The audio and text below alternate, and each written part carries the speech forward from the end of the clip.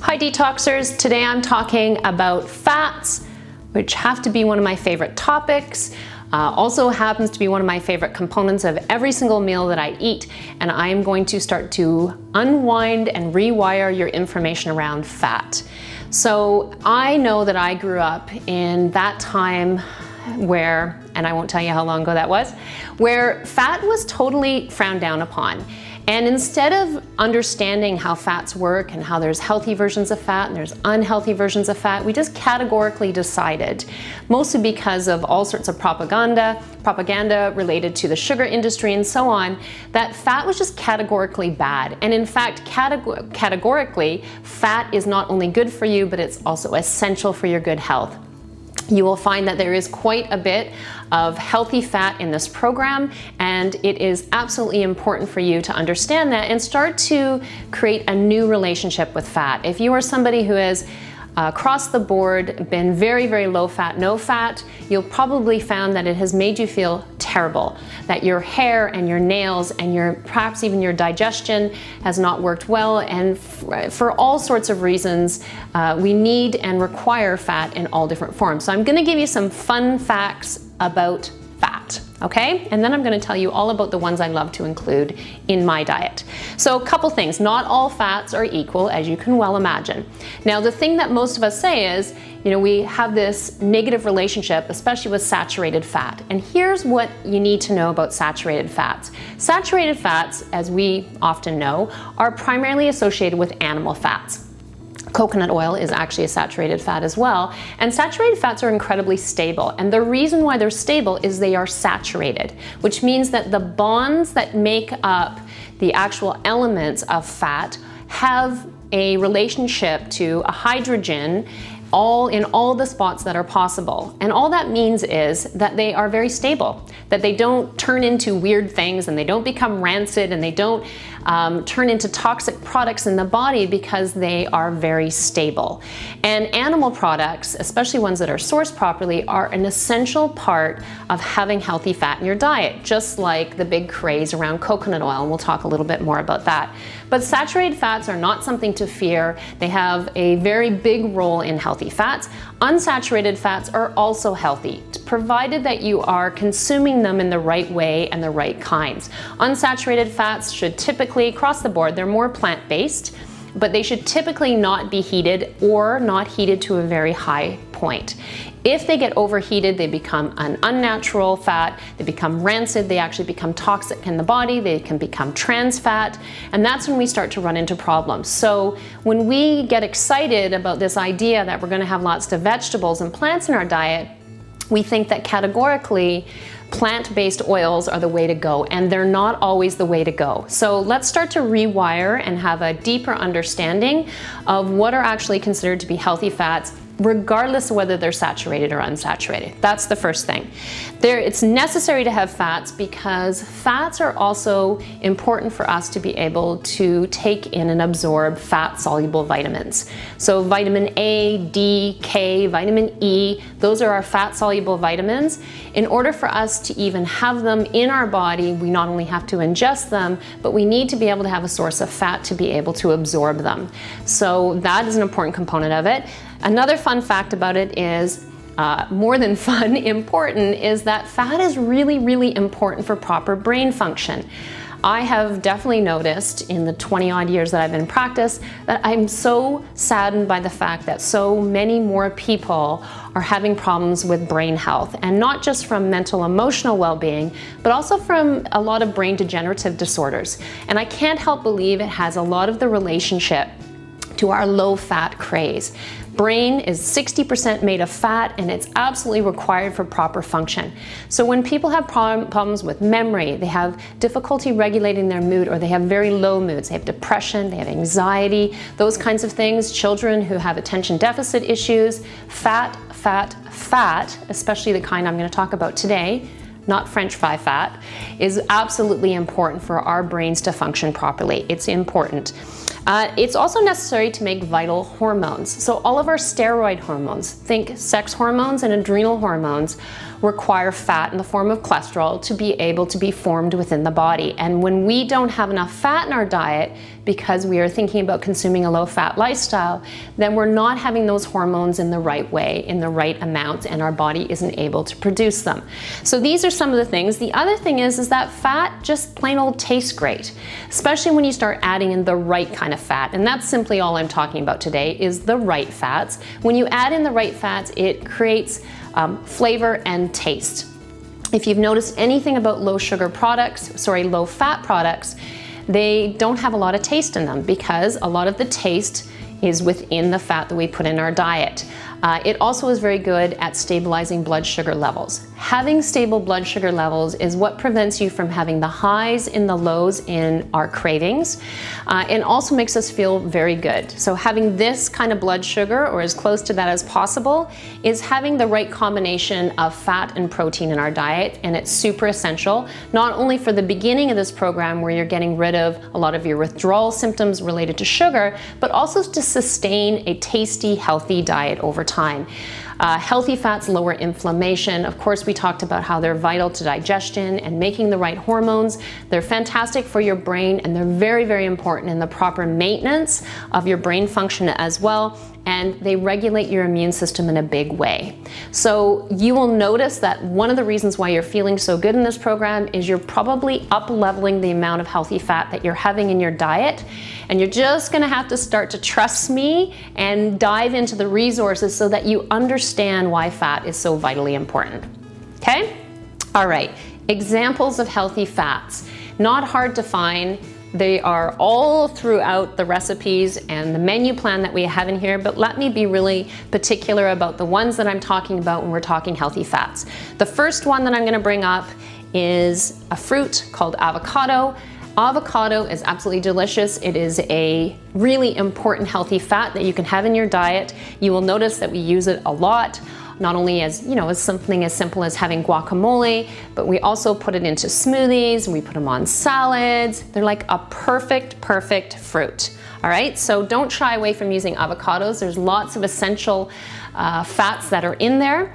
Raw nuts. So when we're talking about having nuts, I want you to almost always think in terms of raw nuts. When we don't heat nuts, all of those oils that are super healthy in there, they stay in the right form. Okay, so once in a while, I will go ahead and I'll take some pecans and I'll toast them up a little bit to put on the salad, but for the most part, the bulk of the nuts that you're eating should be raw and organic whenever possible. So whether we're talking about, walnuts or almonds, some of the ones that I would encourage you to try would be macadamia nuts and Brazil nuts, and just sort of branching out from the typical cashews and so on. The one that we're not talking about, and I'm not advocating in this program, is actually peanuts, because peanuts is not actually a nut, it's a legume. There's all sorts of molds and things that are in peanuts that are not great for us, so that is not an example of a healthy fat, and I would encourage you to nix it. Okay, the Mediterranean diet, it comes down to things like olives. If you have never really dove into the world of olives, I would encourage you to. They taste absolutely delicious. They're great in collard wraps. They're awesome on your salad. They taste good in a bowl. I use them all the time. So I want to get the highest grade that I can, but the kind of fat that's in olives is absolutely essential for you. Now, there's two that we use a lot in smoothies and so on, and it's chia seeds and flax seeds. So you're gonna want to, for the most part, grind up your flax seeds so that you can use them. I tend to prefer grinding them when I need them, right? Because it oxidizes over time. So if you buy ground flax seeds, chances are that the oil, that healthy oil that we're looking for in there, is not going to be in the form that you want anymore because it's been exposed to air. So I use my coffee grinder to grind them, or I put them in my smoothies, in my Vitamix, and this is how I take them. So this is a great form of fat as well as chia seeds. And there's also protein in these as well. So chia seeds are also great if you are putting them in sauces or you're putting them in your smoothie, just remember that once you put them in, they expand a lot. So although they're really tasty for you, they will make your smoothie kind of a mud pie if you're not careful. So a little goes a long ways with those. Now let's get into the oils that we're talking about when we're talking about cooking. Avocado oil. Avocado oil is fantastic, and I'm going to talk a little bit about smoke point, which really means what is the temperature that this oil can handle before it turns from a healthy fat to an unhealthy fat. This is one of the ones that can handle high heat. Avocado oil can go over 500 degrees and still be in the form that you want to consume. So this is a great option if you're sauteing, if you're rubbing down your barbecue grill, if you're putting them roasted vegetables in the oven for 400 degrees or whatnot. Avocado oil is the one you're going to want to turn to. It is fantastic for that.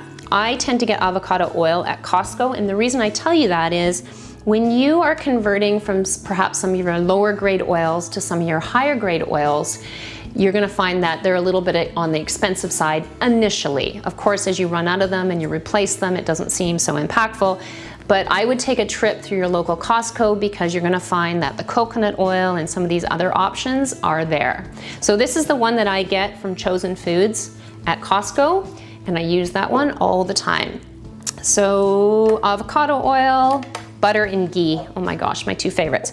Okay, so if you've never used ghee, I shied away from it for a long time because it does look kind of funny, but what's great about ghee is it has the most delicious flavor. I use this as the base when I'm sauteing things in, especially if I'm making eggs or I'm making some sauteed greens. I find the taste of ghee is absolutely delicious. Ghee is actually clarified butter, which means that the milk solids have been lifted off of it. So for those people who are sensitive to dairy, ghee is a really great option for most people. I would definitely encourage you to try it out. So like all forms of dairy, because it starts as dairy, I'm going to say, you should almost always try to get this in an organic form so that you're not getting the antibiotics and the hormones that can exist in conventional dairy products. So a great upgrade. I would definitely encourage you to try that. A lot of people use these in their elixirs. The other one would be grass-fed butter. So obviously butter is a dairy product, and we don't use a lot of dairy within this program at all. But I would say that a small amount of specifically grass-fed butter is really healthy for you. And the reason why I'm saying grass-fed and not just organic butter is grass-fed butter has a higher amount of an essential fatty acid, omega-3s. Omega-3 fatty acids are something that you want to supplement quite a bit in your diet. Having more omega-3 fatty acids is something that's going to reduce inflammation and help with your hormones. It is much better for you to clear cortisol, the stress hormone, out of your body, and provides a lot of essential vitamins for one, and actually tastes delicious. So if you can tolerate butter, or if you can tolerate a little bit of dairy and you want to have butter, I would say you want to go more towards grass-fed butter, not just conventional. Okay, that's a great option for you. And it actually handles heat quite well. You can go up to about 300 degrees. So I wouldn't, obviously you're not going to put this on roasting vegetables, but sauteing things in your frying pan will be able to handle not only the clarified butter, the ghee, but also the grass-fed butter. Okay? All right, coconut oil. Yes, coconut oil is fantastic. It is a medium chain triglyceride. It is a saturated fat that is healthy for you, that is stable, and you can be used in so many things. So of course it's typically tends to be solid at room temperature, unless it's like 40 degrees, which it gets like that in Ontario sometimes. But this is something that I will use to saute and heat things on a higher heat because it can handle it. I will also sometimes, if I'm not using avocado oil, I will also just quickly melt it on the stove and I will put it over roasting vegetables and so on, roasted cabbage, whatever I'm making, because again, it is such a healthy form of fat. It's very easily digestible. Like I said, it is stable and it can handle the heat. And it's very good on your digestive system. So if you're somebody that has a hard time with fat and has a hard time with digestion, coconut oil might be one of those things that you want to add a little bit more into your diet. You'll find people put these in their smoothies. I often put them in the elixirs. Coconut oil goes a long ways and you'll see me using it a lot. You're going to want to go for raw, organic, unrefined coconut oil. Okay, you don't want to buy the kind, which I didn't even know existed till a detoxer showed me, the kind that's already melted in some weird way in the grocery store and comes with an aerosol top. You're going to want to buy something like this. Okay, and also if you are looking to buy it in bulk, of course, you can also go to Costco because it's fantastic there. Okay, EVOO. Extra virgin olive oil. This is along the lines, of course, of olives. This is something that you're not going to want to heat with. Sometimes people say to me, oh, I thought it could handle medium heat. Well, to me, what is medium heat? I understand it's number 5 on the stove, but does that mean that you're actually heating it to the point in which olive oil can handle and still stay healthy? To me, it is much, much better to not really go there and use this in its raw form. So I don't heat extra virgin olive oil. So when you're buying extra virgin, it really means that it is not refined with chemicals, right? The pure, the light, those kinds don't necessarily mean that you're getting the best quality. You want to pay a little bit more for your olive oil because there are lots of olive oils on the market that are actually blended behind the scenes with lower grade oils. So buying a better quality not only will be better for you, but it tastes delicious. This one is a particularly expensive brand. I'm not advocating that you buy the expensive brand, not this expensive anyways, but this has come to a point now where I hardly even make salad dressings sometimes. I just put a little sea salt and drizzle this on. It's fruity and delicious. So do not shy away from extra virgin olive oil. You just want to make sure that you are buying the right kind and using it in the right way. Another one that I love to use is pumpkin seed oil. Do not heat this either. This is really great to be used with my homemade salad dressings and to drizzle it on already cooked forms of animal protein. Sometimes I'll put it on chicken and so on. Another nice option for you. So these are the ones that I most often go to, but let's just have a moment to talk about some of the other forms of animal protein, because this is where you're going to hear me talking about sourcing. And this is where we're talking about omega-3 fatty acids, which are essential to our diet, meaning we have to receive them in our diet. Our body cannot make them. The ones that are most common are omega-3s, omega-6s, and omega-9s. Now, in the traditional North American diet, we get a massive amount of omega-6s and a massive amount of omega-9s. In fact, a healthy ratio of the healthy to those omega-6s to our healthier, lower inflammatory producing omega-3s is a ratio of roughly 4 omega-6s to 1 omega-3. And what's happening in our typical diet is we are getting 20 times that.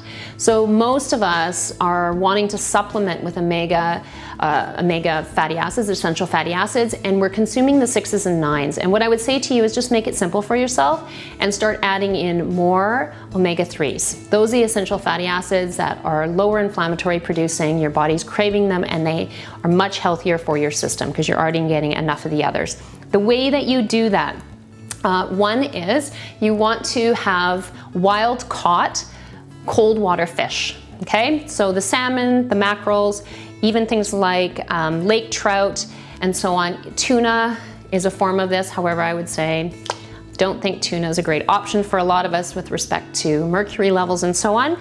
But those fatty cold water fish are where we have the highest levels of omega-3 fatty acids. So those are really great to add into your diet. Eggs, really great form of fat. You want to make sure you're eating the whole egg, not just the yolk, or most people don't eat the yolk, not just the white. You want to have both because the fats that are good for you are actually in the egg yolk. Really, really delicious. When you're talking about the best forms, then you want to make sure that you're getting eggs that are from chickens who have been raised in the pasture. Chickens should not be eating grains. Chickens should be foraging for grass and insects and things like that. And the eggs that are from those chickens have much higher levels of omega-3 fatty acids, which again are the kinds of fatty acids and fats that we are wanting to have more of in our diet. Now, the difference between, and this is the last thing I'm going to talk about in this segment, the difference between grass-fed and conventional raised. So just like chickens should not be eating grains or vegetables, they should be eating grasses and insects and foraging. Beef, or cows rather, should actually be eating grass. So a lot of the livestock in North America, for example, eat a tremendous amount of grains. They eat corn and gluten, corn rather, and soy, and crops that not are only genetically modified, but have high levels of grain content. An actual cow is really meant to digest grass, and when you eat grass-fed beef, it has very high levels of the right kinds of fats. When you eat conventionally raised or grain-fed meat, then of course you're getting much higher levels of the kinds that you do not want in your body, the kinds that are going to promote inflammation, promote cardiovascular disease, and increase the levels of cortisol and the stress hormones in your body. So it's just something to be aware of. As you up-level your information and you start to learn how to integrate healthy fat into your diet, you can start to see about how making small choices, choosing grass-fed over grain-fed, or choosing a higher level of oil and using it in the best way possible because you're not allowing it to oxidize will make a big difference. So as we go through this, I'm going to just notate what is the unhealthy oils. The unhealthy oils, there's lots of them. And a lot of times it's the vegetable oils that were being used improperly. So we're heating them to a high level. For example, potato chips uses safflower and sunflower oil. Those oils do not do well at the kinds of levels that you would deep fry. Avocado oil does better with that. So any type of vegetable oil that you're heating to a high heat becomes an unhealthy oil. Canola oil is considered an unhealthy oil. And using any oil above its smoke point, but also using man-made oils. And that's where we get into things like margarine, which is a petroleum product and not an oil at all. It is not a healthy fat. Please, please, please take that out of your diet. Okay, so as you go through this, you will find within our reference manual that I do spend a lot of time on fats. I think it's such an important part of having a healthy diet, and it is a big part of you developing an ongoing low sugar, whole food lifestyle.